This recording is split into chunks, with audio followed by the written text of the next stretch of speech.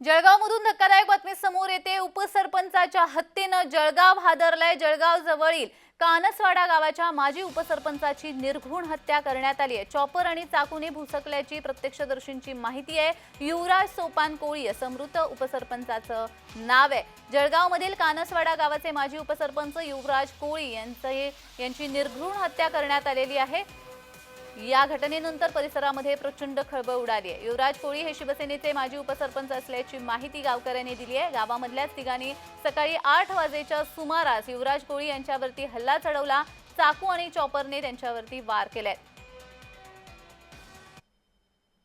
परत पाटील यांनी तिन्ही बापलेकांनी येऊन जीवितहानी केलेली आहे।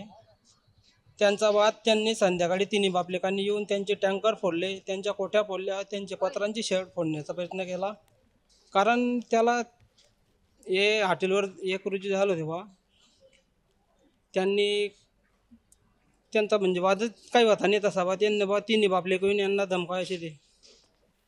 तर या संदर्भात अधिक माहिती देण्यासाठी आमचे प्रतिनिधी जुगल पाटील आपल्या सोबत जोडले गेलेले आहेत। जुगल, नेमका वाद काय होता? एवढी मोठी हत्या करण्यात आलेली?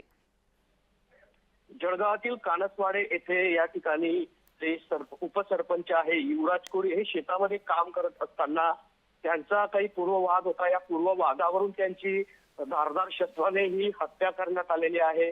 या हत्येमुळे या ठिकाणी जळगाव जिल्हा हादरला असून या उपसरपंचांना तात्काळ शासकीय वैद्यकीय महाविद्यालयात उपचारासाठी दाखल करण्यात आलं, मात्र डॉक्टरांनी त्यांना मृत घोषित केलं आहे।